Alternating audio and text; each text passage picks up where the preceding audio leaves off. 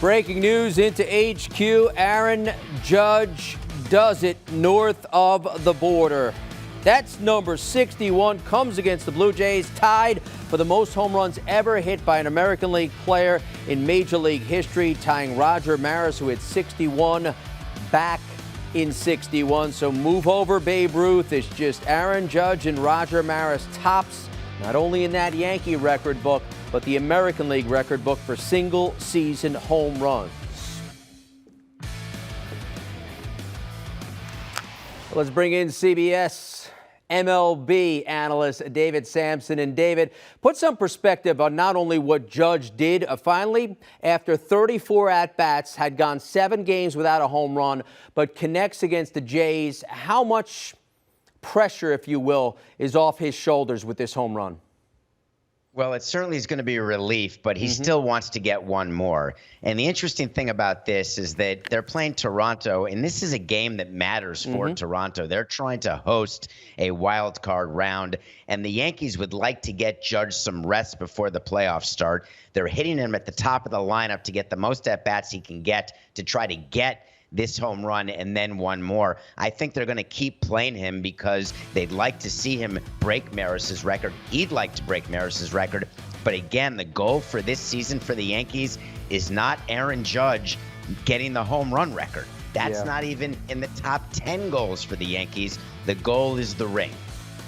David, you make a good point because they finished the season with 4 games in Arlington. You know the Yankees would like to get him off the field for that series in advance of the playoffs. But, you know, he's been in the spotlight, centered up in that spotlight for the last few weeks. And it's not really his personality. I mentioned the 34 straight at-bats. I mentioned the 7 straight games coming into tonight. How much do you think he was feeling this with all the conversation and all the attention on him?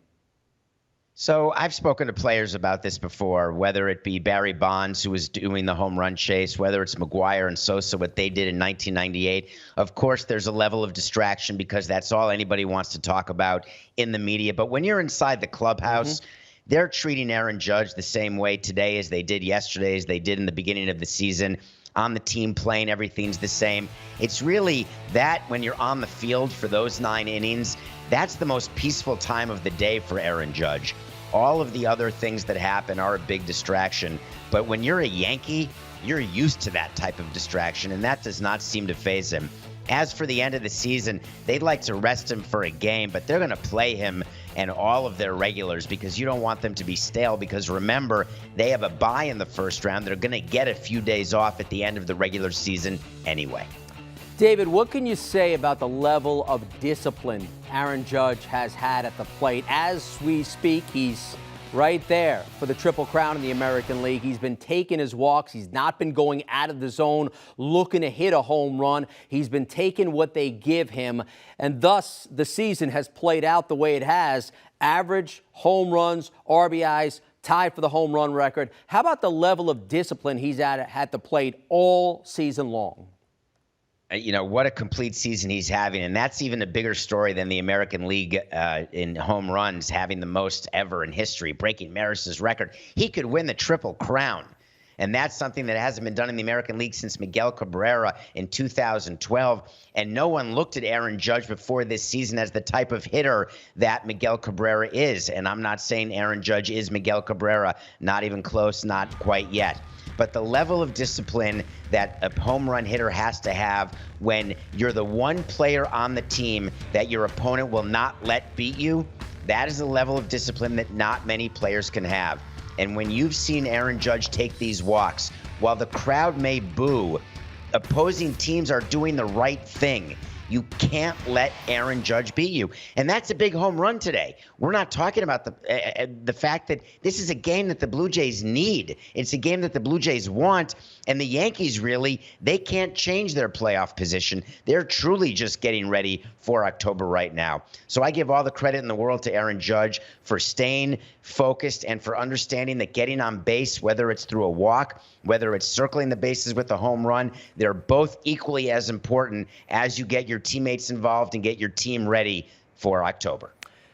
David, you have an appreciation for baseball history, and there's no organization in baseball that has a richer history than the New York Yankees. How much would it mean for Judge to connect for number 62 at the ballpark in the Bronx? They do have a 3-game series coming up against the O's.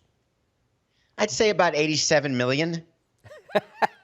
I'm just kidding. No, I'm not. He turned down 213 million, is going out and maybe winning the Triple Crown, breaking Maris's record, holding the Yankee record, the American League record, and it's cha-ching time for Aaron Judge. And that's one of the things about him that you have to respect as an executive.